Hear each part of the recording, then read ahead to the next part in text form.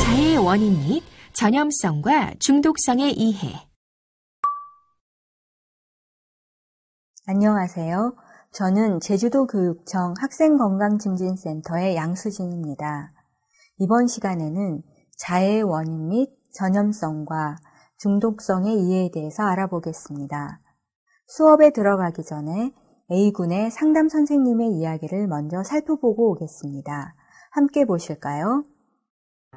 응급실에 있는 A군을 위한 개입을 하고 있던 중에 인근 학교의 행복중학교의 상담 선생님께서 연락을 하였습니다. 행복중학교의 2학년 학생 3명이 학교가 끝나고 같이 모여서 진통제를 먹었다고 하면서 학교에서 어떻게 해야 할지 조언을 구하였습니다. A군의 상담 선생님은 A군의 개입을 위해 자문을 구했던 정신건강 전문가 상담 선생님께 받은 자해에 대한 정보와 지식을 공유하였습니다.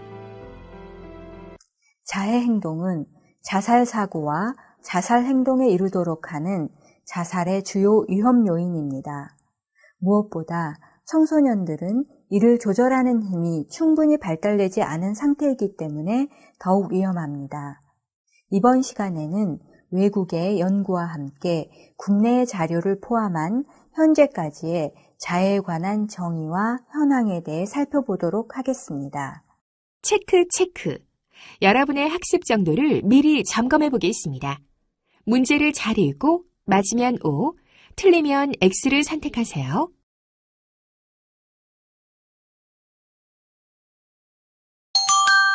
정답입니다.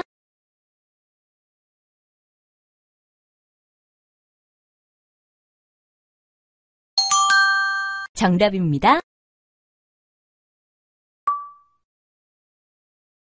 이번 시간의 학습을 통해 여러분은 자해의 정의, 자해의 현황, 자해의 전염성과 중독성에 대해 살펴보겠습니다. 이를 통해 자해 현상에 대해 설명할 수 있으며 자해의 현황에 대해 살펴보도록 하겠습니다. 또한 자해의 전염성과 중독성에 대해서도 함께 살펴보겠습니다. 자, 이제부터 학생 자해에 대해서 본격적인 학습을 시작하겠습니다. 자해의 정의. 자해 행동은 자살 사고와 자살 행동에 이르도록 하는 자살의 주요 위험 요인으로 알려져 있고, 이는 자살에 버금하는 준자살 행동으로 불리워집니다. 무엇보다 청소년들은 심리적 고통에 직면할 때 이를 조절하는 힘이 충분히 발달되지 않은 상태이므로 자해를 통하여 괴로움을 벗어나려는 경향이 더 높습니다. 자해 행동을 통하여 스트레스를 해소하는 부적응적 전략들이 반복되다 보면 점차 자살 시도에 대한 두려움이 둔감해지고 공포와 고통에 익숙해지므로 향후 충동적인 행동과 극단적인 자살 시도의 통로가 될 위험 요인이 될 수 있습니다. 그 외에도 자해 행동은 경계선 인격 장애, 우울증, 약물 사용 장애 등 다양한 정신질환과 동반하여 발생하는 경우가 많으므로 병리적인 관점에서 관심을 가져야 할 필요가 있습니다. 그렇다면 자해 행동의 용어와 정의를 정확히 알아볼 필요가 있겠는데요. 자살 의도가 없는 자해 행동은 죽고자 하는 의도 없이 직접적이고 고의적으로 자신의 신체를 훼손하는 행동, 신체 조직의 손상과 긴장 완화를 목적으로 타인의 도움 없이 스스로 자기 자신의 신체에 의도적이고 반복적인 위해를 가하는 행위를 말합니다. 의도적으로 자신의 신체에 상처를 입히는 자해 행동은 인류의 역사와 더불어 오래전부터 있어 왔으나 이에 대한 관심과 체계적인 연구가 이루어지기 시작한 것은 1980년 이후부터라고 볼 수 있습니다. 자기 상해, 자기 손상, 자기 훼손 등 여러 용어들이 자살 의도와 관계없이 자신에게 해를 입히는 모든 행동을 포함하는 의도적인 자해의 포괄적인 개념으로 사용되어 왔습니다. 최근 자해의 임상 특성과 이론적 근거를 설명하는 연구들이 늘어나면서 자해의 범위를 자살 의도가 없이 의도적으로 자신의 신체에 손상을 입히는 행동으로 국한하여 비자살 자해로 명명함으로써 자살 행동과 구분되는 협의의 용어를 사용하려는 추세입니다.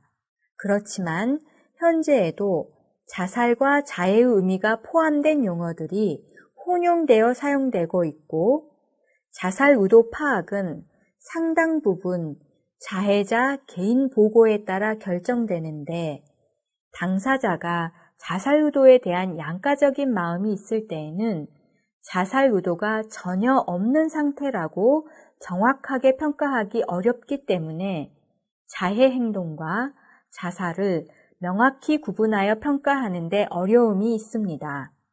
자해 행동을 평가할 때 심각한 정도에 따라 어느 정도를 병리적이라고 평가해야 하는지, 사회적으로 용인될 수 있는 개인이 속한 문화 특성에 의한 것으로 간주해야 하는지 등 진단평가 기준에 대한 명확한 합의가 충분히 이루어지지 않은 상태입니다. 자해의 현황. 청소년기 자해 행동은 심각한 상처를 나타내기 전까지 초기에는 타인에게 잘 알려지지 않으므로 조사된 것보다 실제 자해 행동은 훨씬 많을 것으로 예상됩니다. 역학 연구들은 각 조사가 인구학적 특성, 평가 도구, 자해 범위 등 기준이 다르기 때문에 연구마다 자해 행동의 빈도는 차이가 많습니다. 일반적으로 자해 행동이 10대 초반에 시작하여 20대에 급격히 늘어나다가 이후 점차 감소하는 경향이 있어 역학 연구들은 대부분 청소년기의 빈도를 파악하는 데 관심을 두고 있습니다. 국가별 조사들을 살펴보겠습니다. 미국은 청소년 61,767명의 1년 유병률이 7.3%로 나타났고, 중고등학교 학생의 12%에서 20.2% 사이와 후기 청소년 및 20대 성인의 12%에서 20% 사이가 자해 경험이 있다고 하였습니다. 영국의 경우 15세에서 16세 청소년 평생 유병률은 13.2%이고, 이탈리아, 네덜란드 및 미국의 다국가 조사에서 1년간 유병률은 24%였습니다. 유럽 8개국 청소년 2,410명의 역학 연구 케이스에서 평생 유병률이 17.8%로 보고되어 유럽 국가들과 미국의 자해 유병률은 대략 10%에서 20% 사이의 빈도를 나타냈습니다. 아시아 국가로는 홍콩의 중고등학교 3,328명 조사에서 지난 1년간 자해를 한 번 이상 시행한 빈도가 32.7%이고, 중국 도시지역 청소년 1,436명 중에서 33.6%로 나타나 비교적 높은 수치를 보고하였습니다.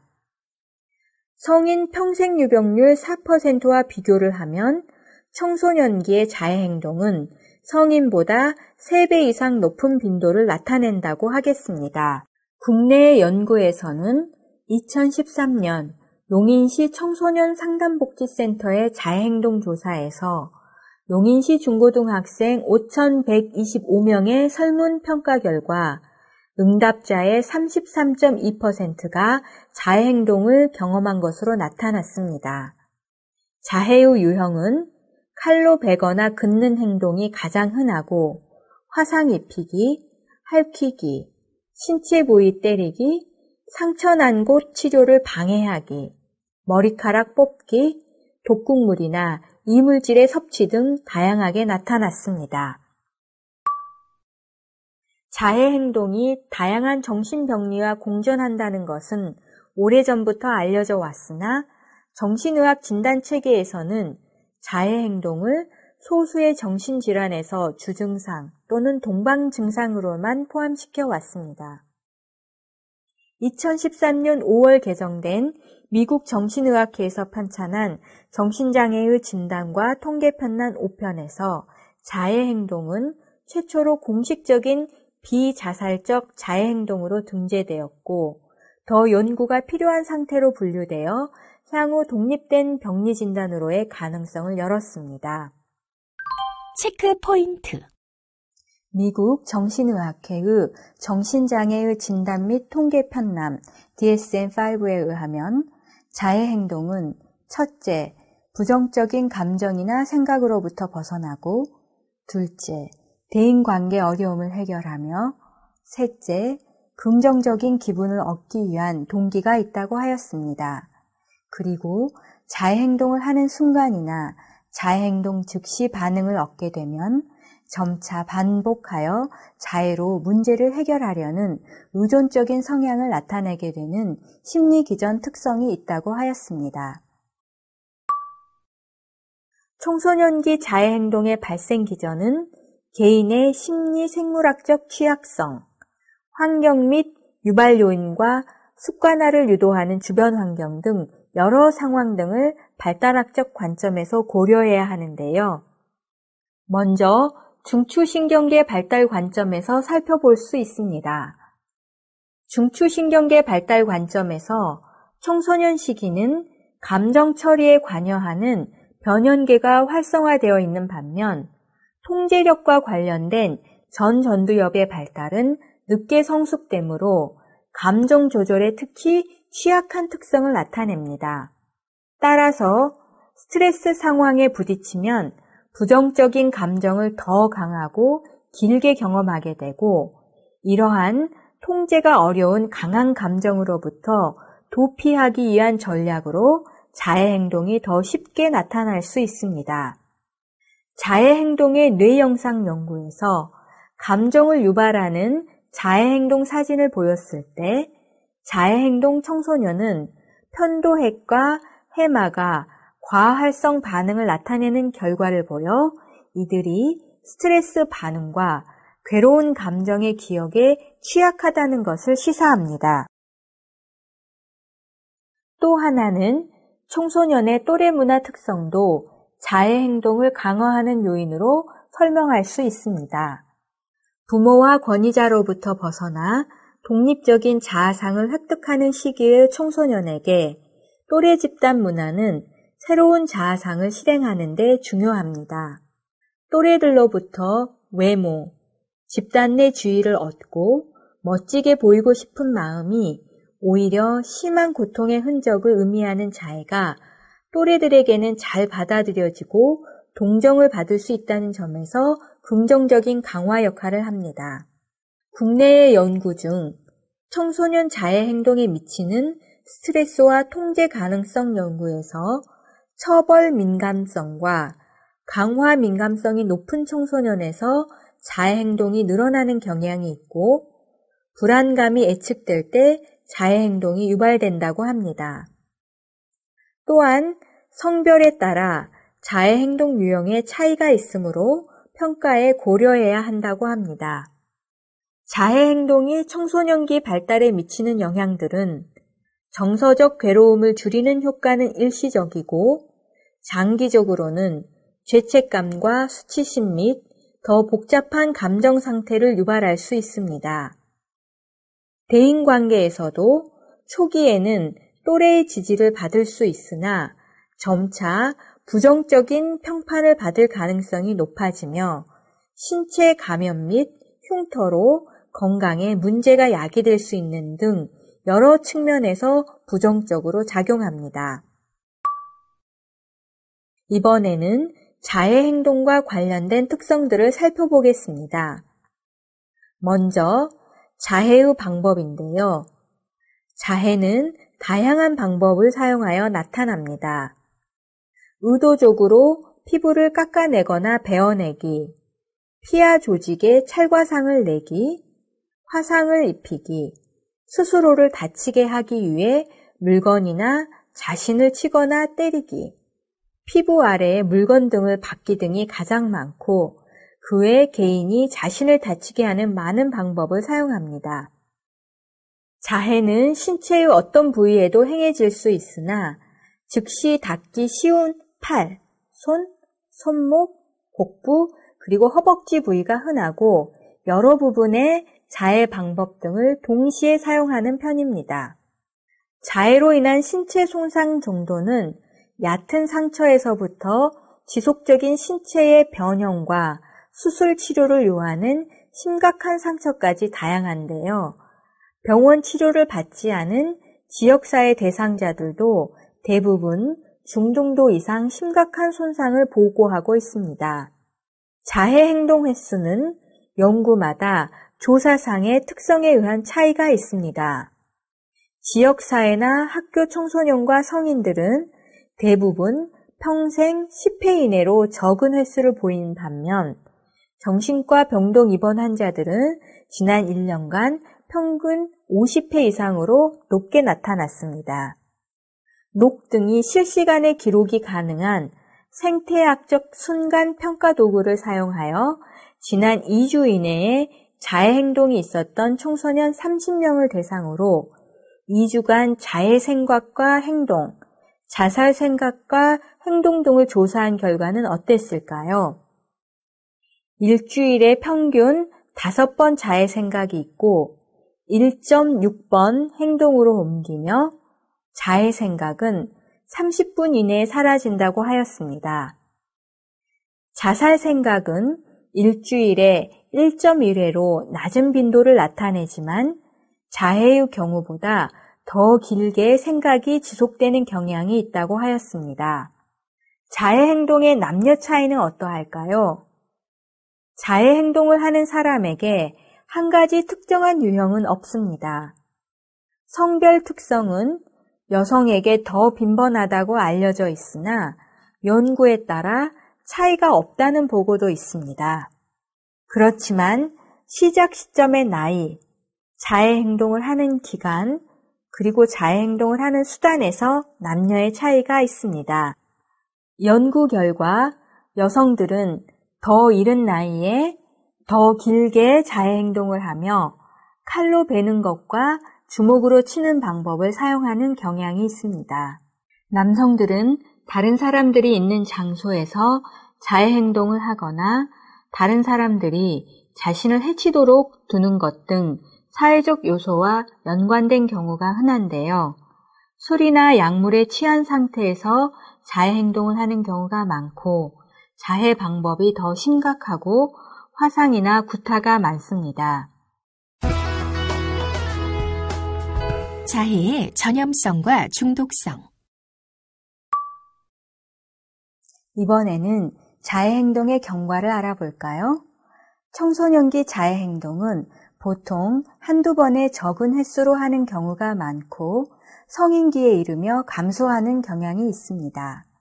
일부는 성인이 되어도 지속되며 이런 경우에는 여성이 더 많고 청소년기의 반복적인 자해 행동에 몰입하였던 특성과 관련이 있습니다.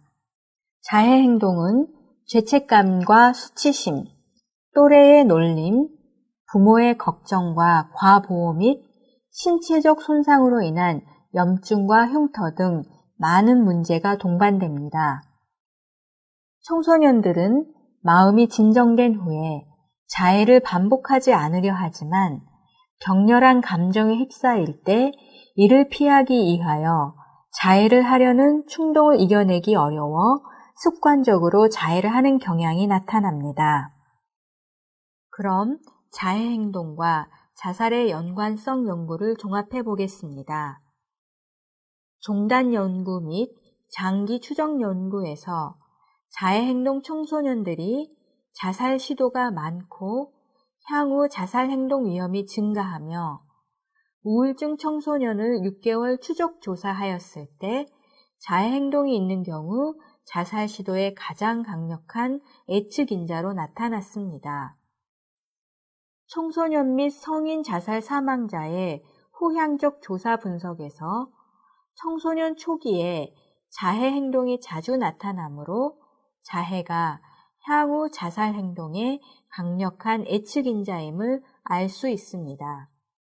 자살 생각이 있는 사람들의 일부에서만 자살 행동으로 진행되는 점을 고려한다면 자해 행동은 생각과 자살 행동의 경계를 감소시켜 자살 행동을 쉽게 실행하도록 하는 역할을 할 것으로 생각해 볼 수 있습니다. 일반적인 견해와 달리 자해 행동을 반복하는 청소년들에게서 최근 손목을 긋는 자해 행동이 약물 과다 복용보다 자살 위험성이 더 높게 나타났습니다. 자해 후 자살 시도를 하는 경우는 남자 청소년, 정신질환 치료 기왕력이 있을 때 증가합니다.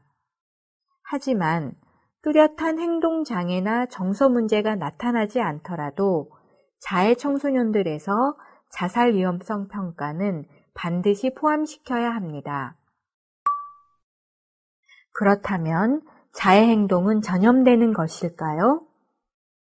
일반적으로 자해 행동이 처음 시작되는 시기에는 혼자의 비밀스러운 행동으로 여겨져 왔었고, 실제 자해 행동을 하는 사람 이외의 다른 사람은 자해 행동에 대해 모르고 있다가 나중에 우연히 발견되는 경우가 많았는데요. 하지만 자해 행동이 지역사회의 젊은이들로부터 빠르게 퍼져나가고 있다는 사실이 관찰되면서 이에 근거하여 자해 행동의 전염성 가설이 제시되었습니다. 이러한 가설을 근거로 연구한 결과 병원이나 소년원 등의 시설에서 자해 행동이 전염성 있게 빠르게 퍼져나간다는 것이 밝혀졌습니다. 또한 학교 근무자들의 보고에서도 자해 행동이 마치 유행처럼 퍼져나갈 수 있다는 사실이 보고되었습니다. 심지어 그룹의 멤버십의 상징으로서 자해 행동을 하는 경우도 있습니다. 오커너 등은 아일랜드 청소년의 자해 조사에서 이들의 약 20%가 인터넷이나 사회 연결망에 영향을 받은 것으로 나타났고, 이러한 영향은 인터넷 과학기술의 발달과 함께 더 증가할 것으로 전망하였습니다. 자해 행동 전염성의 원인으로 인터넷이나 여러 대중매체의 노출이 중요한 요소가 될 것으로 주목받고 있는데요. 사회 연결망이 어떠한 기전으로 청소년의 모방 행동을 강화하는지 명확히 밝혀져야 청소년들의 사회적 관계망을 활용하여 자해 행동을 평가하고 예방하는 도구로 활용 가능할 것입니다. 많은 자해 행동 연구자들은 자해 행동이 중독성을 띠고 있다는 사실에 대해 동의를 합니다. 자해 행동자들은 반복적인 신체 손상 결과 대조군에 비하여 신체 손상의 통증 민감도가 낮고 통증 여치가 높아진 상태이므로 통증을 덜 느끼는 것으로 조사되었습니다. 이에 대한 정확한 기전은 아직 밝혀지지 않았으나 자해 행동 자체가 자가치유 약제와 같은 성격을 띠는 경우가 많고, 자해 손상 후 체내에서 증가되는 내인성 아편 체계가 통증을 완화시킬 뿐만 아니라 기분 증진 효과가 나타날 것으로 추정할 수 있습니다. 한편 통증을 덜 느끼는 경향은 청소년들이 치료에 적극적으로 참여하지 않을 가능성을 높이는 문제가 있습니다. 자해 행동을 하려는 충동을 조절하기 어렵고 자해 행동 즉시 고통이 경감되는 효과를 보게 되는데, 이것은 중독의 원리와 같습니다. 또한 알코올 중독이 있을 때 같은 만족을 얻기 위해서 음주량이 늘어나는 것처럼 같은 만족을 얻기 위해서는 자해 행동도 그 빈도가 늘어나거나 정도가 심해지는 경우가 흔히 있습니다. 호튼 등은 그동안의 연구 결과를 바탕으로 자해행동 위험 요인들을 3가지로 제시하였는데요. 첫째, 사회인구학적 및 교육 요인으로 여성, 낮은 경제사회 상태, 성적 소수자, 제한적인 교육 성취 등이 있습니다. 둘째, 부정적 생활사건 및 가족 불운 사건 요인으로 부모 별거 및 이혼, 부모 사망, 아동기 불운 경험, 신체 및 성적 학대, 부모 정신질환, 자살행동 가족력, 부부 및 가족 갈등, 따돌림, 대인관계 문제 등을 들 수 있습니다. 셋째, 정신의학적 및 심리 요인으로 우울, 불안, 집중력 장애 등 정신질환, 약물 및 알코올 오남용, 충동성, 낮은 자존감, 사회문제 해결 능력이 낮음, 완벽주의, 절망감으로 영역별 분류를 제시하였습니다. 지금까지 살펴본 내용을 퀴즈를 통해 확인해 보겠습니다. 문제는 모두 세 문항이 제시되며 기회는 2번씩 제공됩니다. 그럼 시작해 볼까요?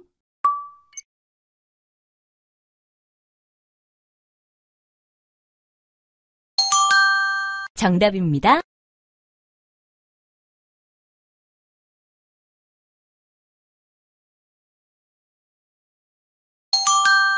정답입니다.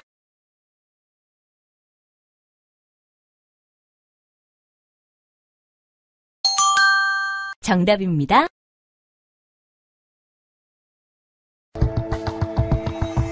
오늘 학습한 내용을 살펴보면서 주요 개념들을 다시 한번 정리해 보세요.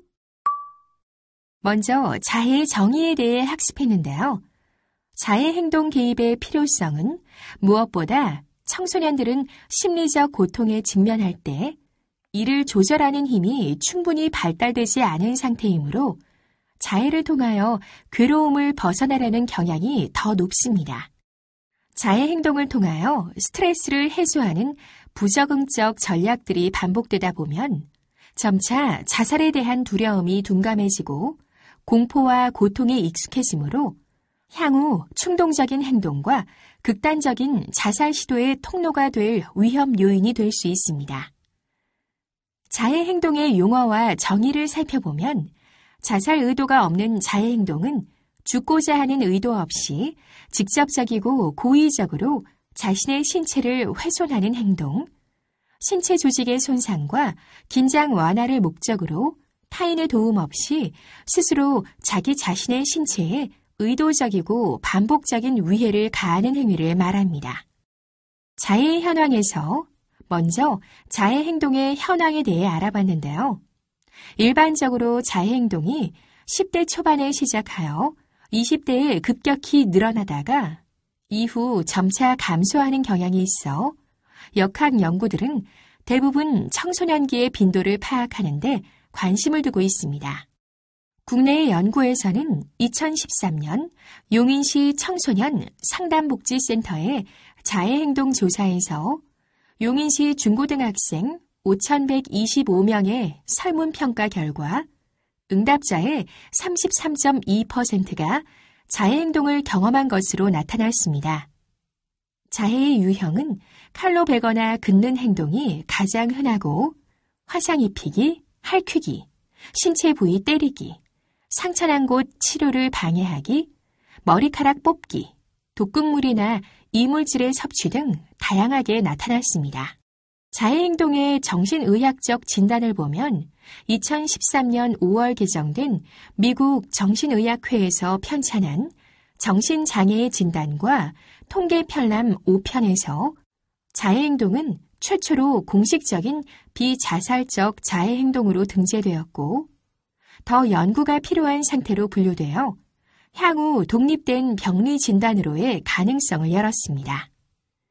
자해행동의 발생 기전을 보면 중추신경계 발달 관점에서 청소년 시기는 감정 처리에 관여하는 변형계가 활성화되어 있는 반면 통제력과 관련된 전두엽의 발달은 늦게 성숙되므로 감정 조절에 특히 취약한 특성을 나타냅니다. 청소년의 또래 문화 특성도 자해 행동을 강화하는 요인으로 설명할 수 있습니다. 마지막으로 자해 전염성과 중독성에 대해 학습했는데요. 자해 행동과 자살의 연관성 연구를 종합하면 종단 연구 및 장기 추적 연구에서 자해 행동 청소년들이 자살 시도가 많고 향후 자살 행동 위험이 증가하며 우울증 청소년을 6개월 추적 조사하였을 때 자해 행동이 있는 경우 자살 시도에 가장 강력한 예측인자로 나타났습니다. 자해 행동 전염성의 원인으로 인터넷이나 여러 대중매체의 노출이 중요한 요소가 될 것으로 주목받고 있으나 사회 연결망이 어떠한 기전으로 청소년의 모방 행동을 강화하는지 명확히 밝혀져야 청소년들의 사회적 관계망을 활용하여 자해 행동을 평가하고 예방하는 도구로 활용 가능할 것입니다. 자해 행동의 중독성을 보면 자해 행동을 하려는 충동을 조절하기 어렵고 자해 행동 즉시 고통이 경감되는 효과를 보게 되는데 이것은 중독의 원리와 같습니다. 지금까지 자해의 원인 및 전염성과 중독성의 이해에 대해 학습했습니다. 수고하셨습니다.